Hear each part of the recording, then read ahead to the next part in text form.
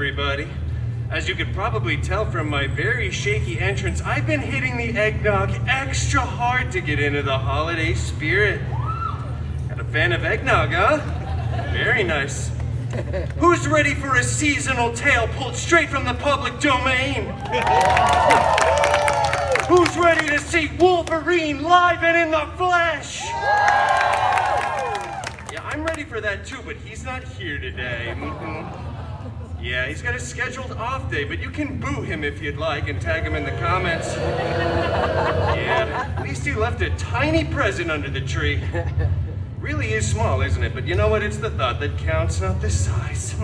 Anyway, today I have a classic holiday tale of good and evil, filled with greed, gravestones, a very nice four-poster bed, and a bunch of hideous mutants and spooky ghosts. Ooh. Yeah, it is kind of a creepy choice for a holiday tale, huh? Probably should have done this in October. You know what?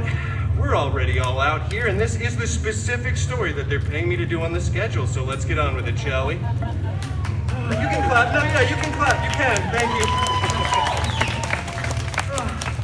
For today's story, we travel back in time to jolly old England for a dignified holiday tale written by Sir Mr. Charles Xavier Dickens and brought to you by Disney Plus. Cheer louder so they give me a Christmas bonus. Disney Plus! That's right, everybody. Disney Plus is paid to keep little old story time around for the holidays. Finally, a streaming service that understands quality content. That's right, I'm Deadpool, and you're watching Disney Plus. All right, well, now that the pandering segment of this performance is over, let's get to the actual story, shall we? Thank you. Oh, I like you guys. You applaud for everything. All right. You know, this is very exciting for me, by the way, getting to sink my teeth into something as joyous and uplifting as a Christmas tale. It's rare that I get to tell a story filled with hope, goodwill, joy, positivity, and whatnot. All right, page 1, line 1. Marley was dead. That is legitimately the first line of the story. Okay, that is a very dark start. I'm not sure Disney Plus actually signed up for all of that. Let me just skip ahead to the less morbid parts, huh? Let's see. Oh, here's a very nice uplifting sentence.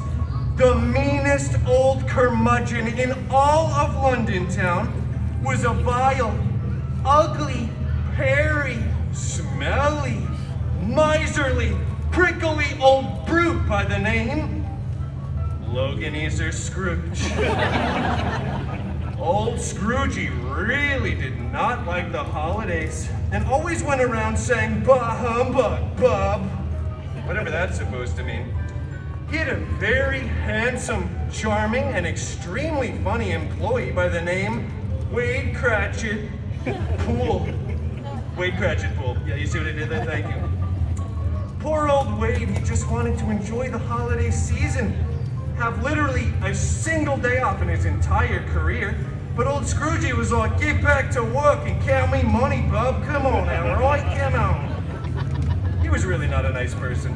And did I mention he was smelly, miserly, and somewhat Australian?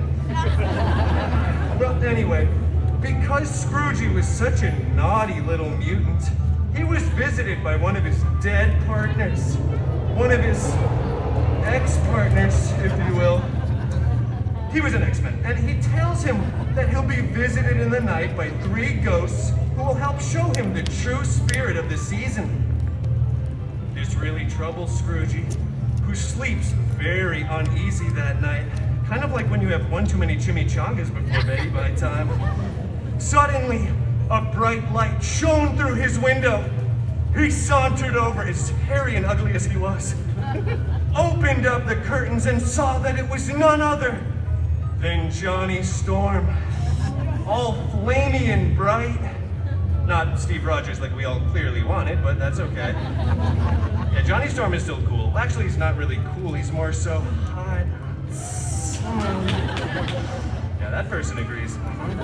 Basically, everything he said was filled with vulgarities, though, that I quite honestly cannot repeat here at the Disneyland Resort. Registered trademark.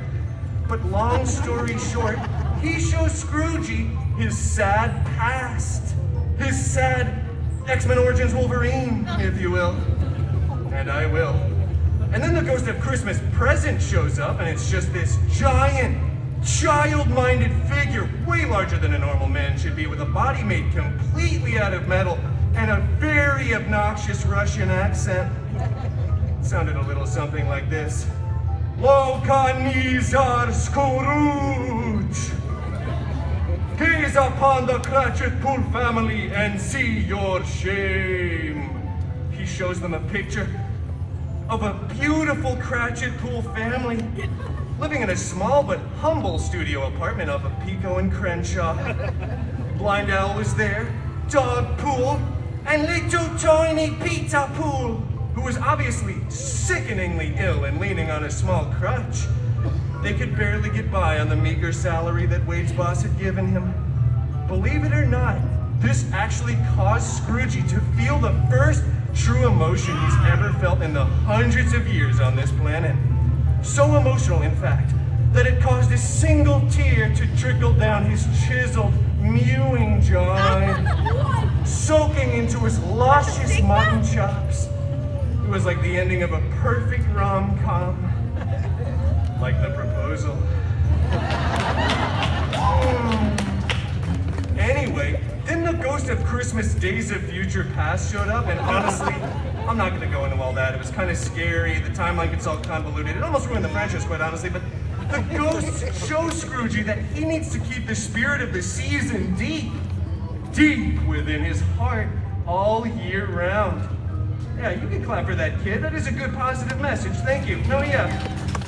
Meanwhile, tiny little Peter Pool narrowly escapes death because Scroogey pays to get his little legs healed and they become sugar plum chums. This is my favorite part of the story, by the way. And